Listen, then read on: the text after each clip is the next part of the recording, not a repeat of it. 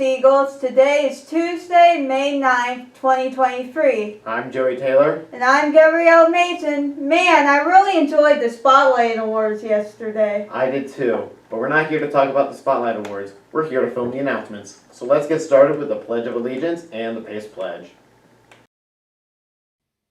I pledge allegiance to the flag of the United States of America and to the republic for which it stands, one nation, under God, indivisible, with liberty and justice for all.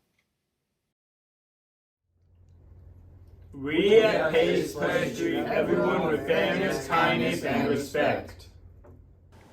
Now it's time for my final episode of Myths and Monsters. Good morning, Pace Eagles, and welcome to my last episode of Myths and Monsters. For our final adventure, we are going to be soaring into the amazing world of dragons. Dragons are the most famous forms of mythical beasts, and the concept of these creatures have been adapted in many popular books, movies, TV shows, and board games such as Harry Potter, Lord of the Rings, Game of Thrones, and Dungeons and Dragons. These creatures are usually depicted as huge reptiles with enormous wings and can breathe fire.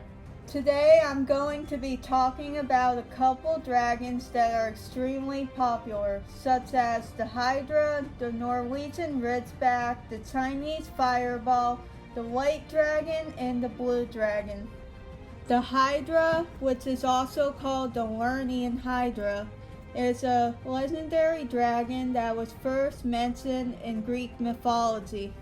In the myth, the Hydra was a giant water serpent with 3 enormous heads, and if you cut off even one of its monstrous heads, then 2 more will grow in its place. In Greek mythology, Hercules was asked to defeat the Hydra that was roaming the marshes near Argos, and he was able to destroy it by aiming for its chest so that it couldn't sprout any more heads. The second dragon on my list is the Norwegian Ridgeback. This dragon was first introduced in the Harry Potter book series as well as the movies. These dragon species are native to Norway and are depicted as having black scales, brown horns, and ridges on their backs. In Harry Potter and the Sorcerer's Stone, Hagrid manages to illegally hatch a Norwegian Ridgeback egg in his wooden hut, and he names him Norbert. But since Hagrid is not allowed to have a dragon as a pet, he is forced to send him away. The next dragon is the Chinese Fireball, or the Lion Dragon. This dragon was also first introduced in the Harry Potter series and is native to China. The Chinese Fireball was one of the dragons that were first introduced in Harry Potter and the Goblet of Fire, with the dragons being the first obstacle in the Triwizard Tournament. The next dragons are white dragons. White dragons were first introduced in the popular role-playing game Dungeons & Dragons.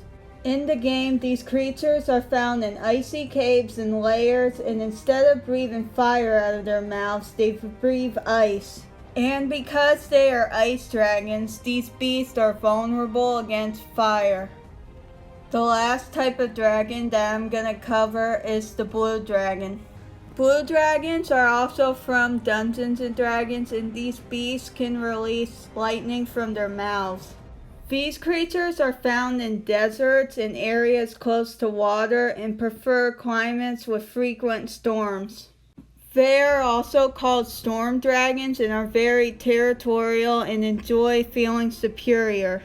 Overall, dragons are really interesting creatures that have been popular throughout history and continue to be popular to this day. Here are my sources. That's all for today, and I hope everyone enjoyed my segment, Myths and Monsters. Bye. Trivia time. Who was the only president who served 2 terms but not in a row? Barack Obama? Nope. The correct answer is Grover Cleveland. He's the president I'm debuting in my newest episode of History of Presidents. Hello, my name is Joey Taylor, and here's my new segment, History of Presidents. This week's episode is about Grover Cleveland. He was born on March 18th, 1837 in Caldwell, New Jersey. He died on June 24th, 1908 in Princeton, New Jersey. And he was president from 1885 to 1889. And fun fact, he is the only president to serve 2 non-consecutive terms by serving again in 1893 until 1897. And that's not all he had going for him. He was the mayor of Buffalo and a governor of New York. After retiring from presidency, his health began to decline and he eventually died at the age of 71. See you later, Peace Eagles. Bye. Now it's time for the white doves and the quote of the day.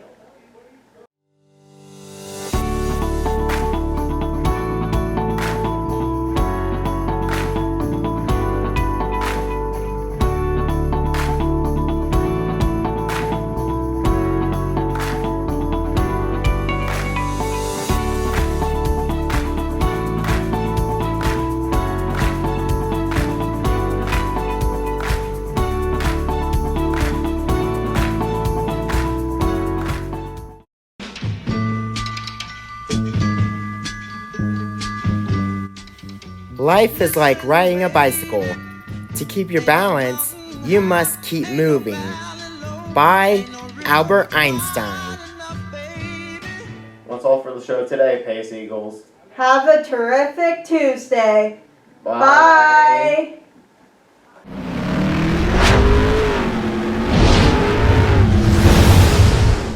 This is PNN,